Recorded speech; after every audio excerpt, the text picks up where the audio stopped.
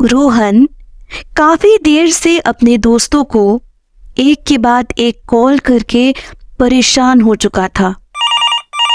करीब 2 हफ्ते पहले से बस इसी दिन का इंतजार था उन सबको, और आज जब असल में जाने की बारी आई तब आखिरी समय पे सबने जाने से इनकार कर दिया।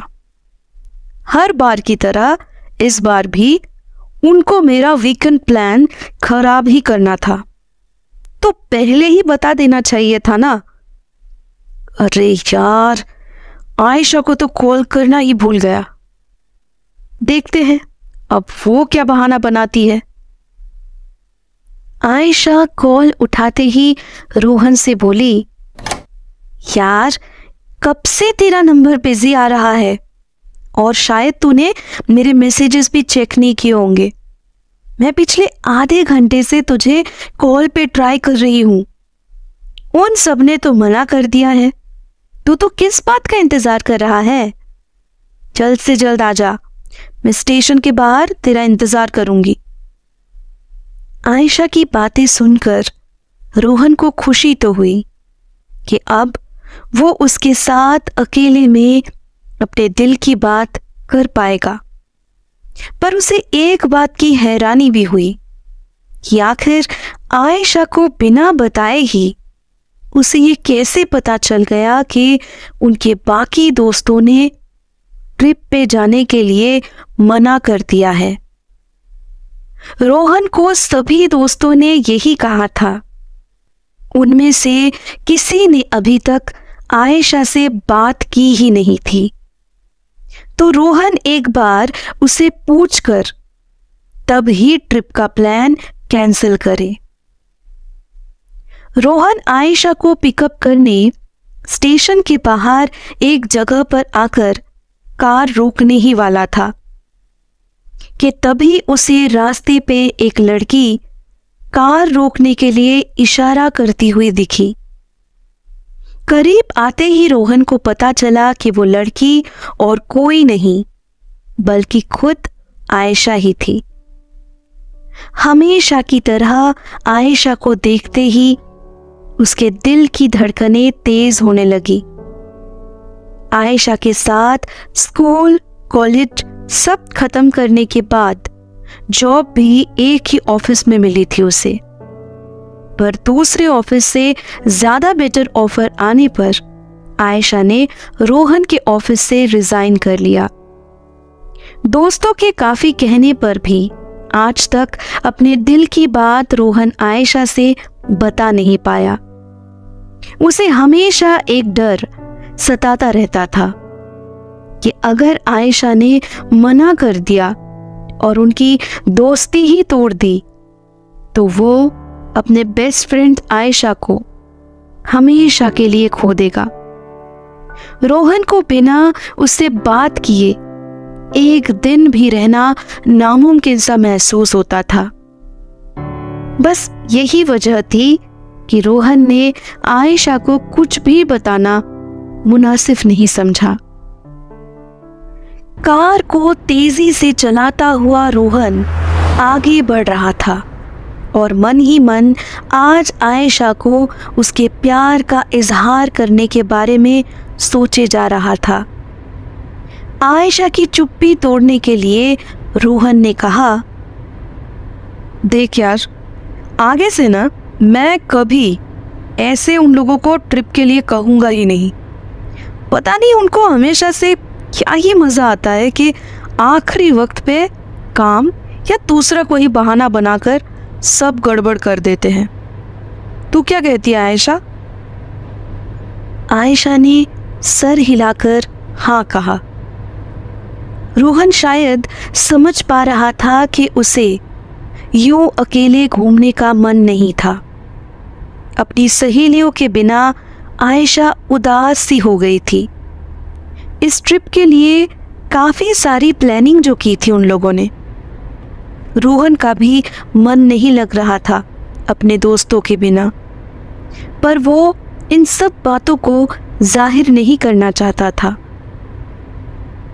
उस रास्ते से कोई और गाड़ी गुजर भी नहीं रही थी।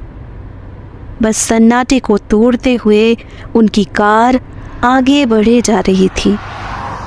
रोहन को अंदर ही अंदर एक डर खाए जा रहा था कि क्या वो आज रात जल्द से जल्द हॉलिडे होम तक पहुंच पाएगा या नहीं। और तभी अचानक से मानो उसका ये डर सच में तब्दील हो गया, क्योंकि उस कार में अजीब सा कुछ आवाज होने लगा। रोहन कार का इशू जानने के लिए उस रोड के एक किनारे पे पार्किंग करता है और थोड़ी ही देर में उसे समझ आ जाता है कि अब वो कार आगे नहीं चल पाएगी। किसी मैकेनिक के अलावा उसे ठीक करना अब मुश्किल ही था। रोहन ने जहां से कार रेंट पे ली थी उनको कॉल करके सब बताता है, पर उनका कहना था कि इतनी देर रात शहर से दूर आकर कोई मदद करना उनके लिए मुमकिन नहीं है। कार के अंदर बैठकर रोहन आगे क्या करेगा, यही सोच में डूबा हुआ था कि तभी आयशा ने भारी आवाज में कहा, कहते हैं कि किसी जगह का नाम उससे जुड़े हुए किसी वजह से रखा जाता है। ठीक वैसे ही इस जगह का भी नाम उसके पीछे छुपे हुए राज के ऊपर निर्भर करके रखा गया था। इस जगह का नाम है भूतहा, जिसका हिंदी में मतलब है डरावनी।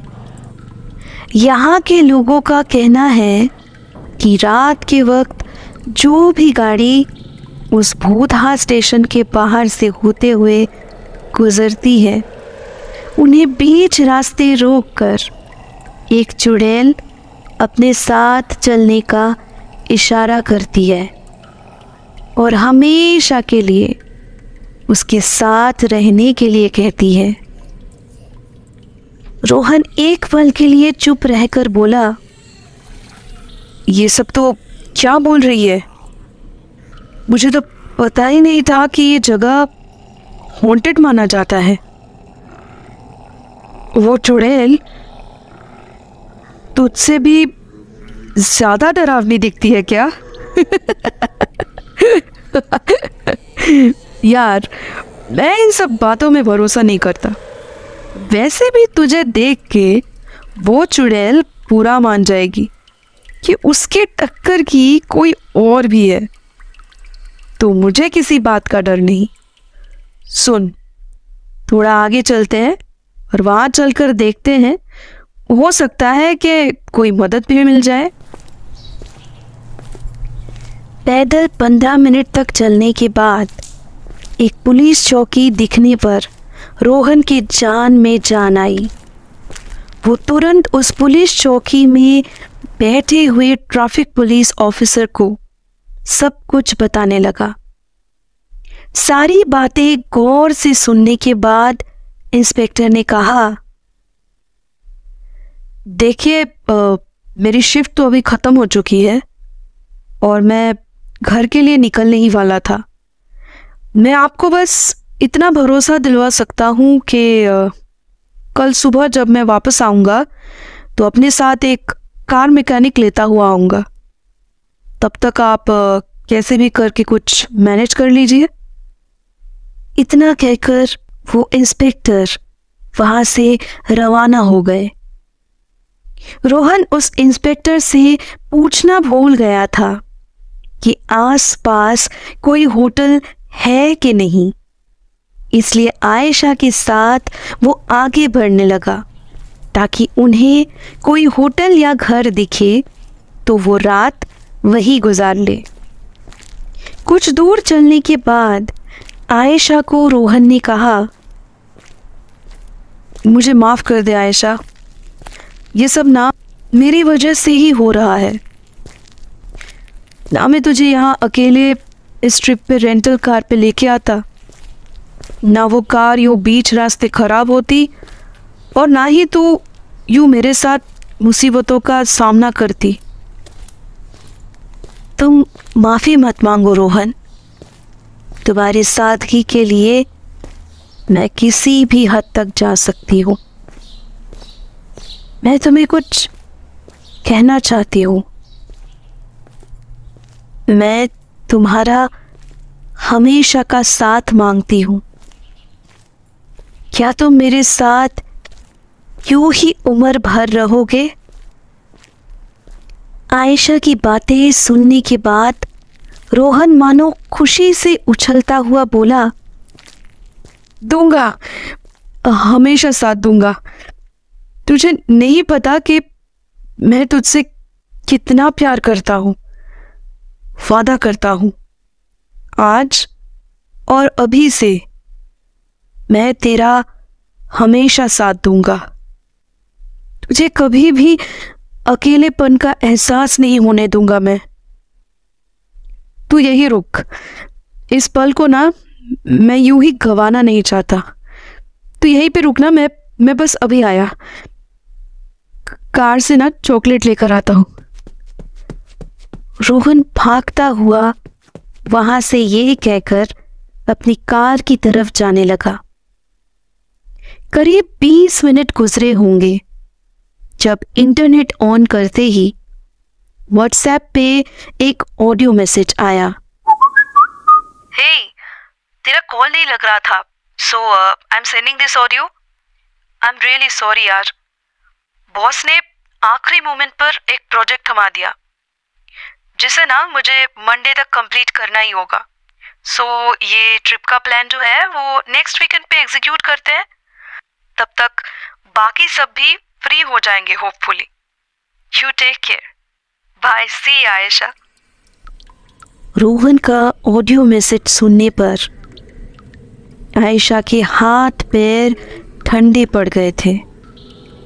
उसके कदम मानो उसी जगह जम गए थे, लेकिन हिम्मत जुटाते हुए उसने भागने का मन बनाया। दौड़ती हुई आयशा बस यही सोच रही थी कि आगे जाकर कहीं ना कहीं उसे किसी की मदद ज़रूर मिल जाएगी।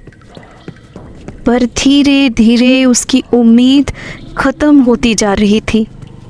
आखिरकार थक हार कर एक जगह पे आकर रुक गई आयशा। किसी को कॉल करके सब बताना ही ठीक रहेगा, ऐसा सोचकर उसने जैसे ही मोबाइल पे नंबर डायल करना शुरू किया, उसके कानों में किसी ने कहा, यहाँ से भाग जाओ या कहीं और जाकर छुप जाओ, पर आज से मैं तो हमेशा तुम्हारे साथ ही रहूँगा। तुम्हें कभी भी अकेलेपन का एहसास नहीं होने दूंगा। वादा।